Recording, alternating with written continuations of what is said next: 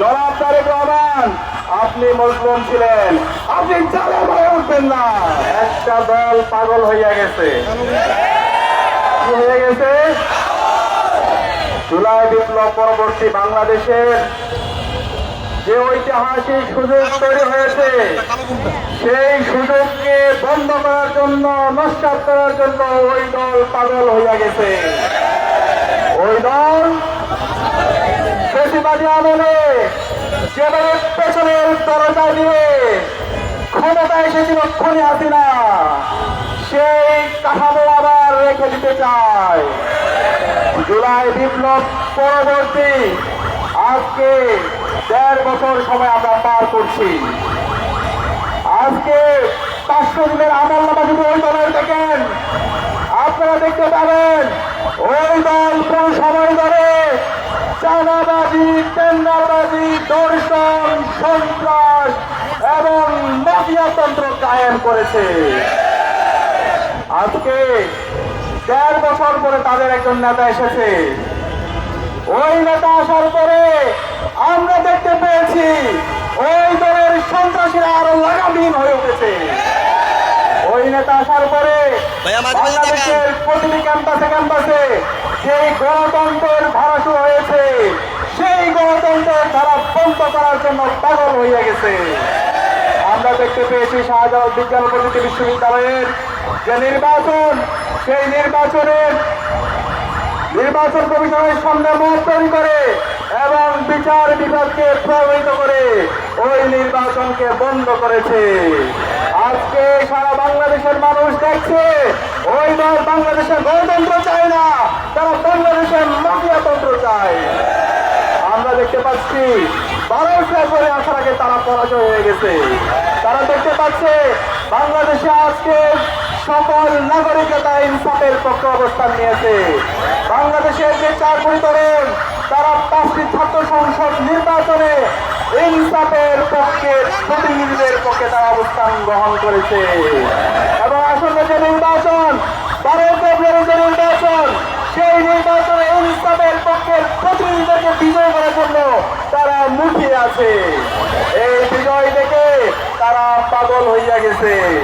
আজকে তারা কাপুরুষের মতো সারা দেশে আমার মা বোনদের উপর হামলা করছে।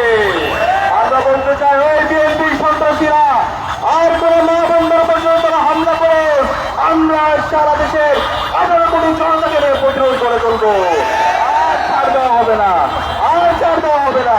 তোদেরকে বলতে চাই, এই জুলাই বিপ্লবে ছাত্রলীগের সন্ত্রাসীরা, খুনি হাসিনার পেটোয়া বাহিনী ১৫ জুলাই আমাদের বোনদের উপর ঢাকা বিশ্ববিদ্যালয়ে হামলা করেছিল।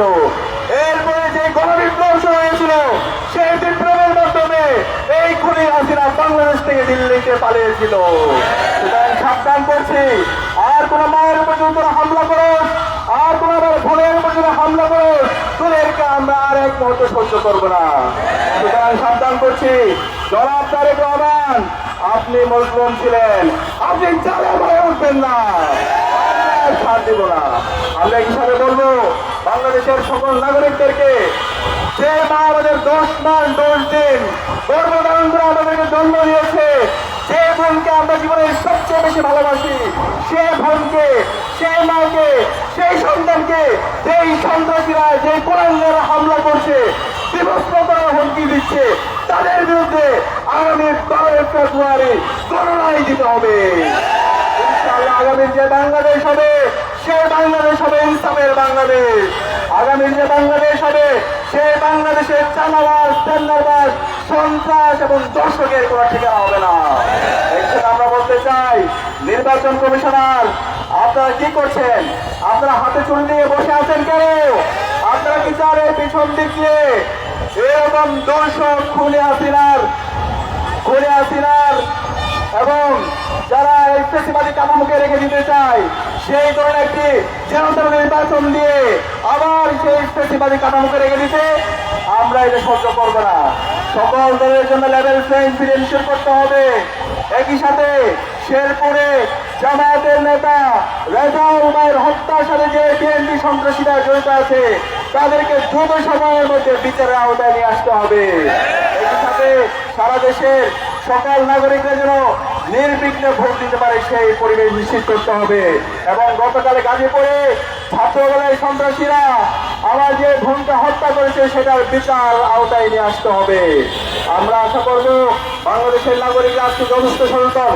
এই জুলাই বিপ্লবের আকাঙ্ক্ষাকে যারা ধারণ করে, যারা গত 16 মাস জুড়ে, 1.5 বছর জুড়ে যারা জনগণের পাশে ছিল, তাদেরকে এই বাংলাদেশের নাগরিকরা 12 ফেব্রুয়ারি নির্বাচনে ভূমিদল বিজয়ের মাধ্যমে তারা আগামী দিনে তাদের প্রতিনিধি হিসেবে নির্বাচিত করবে ইনশাআল্লাহ। ইনকিলাব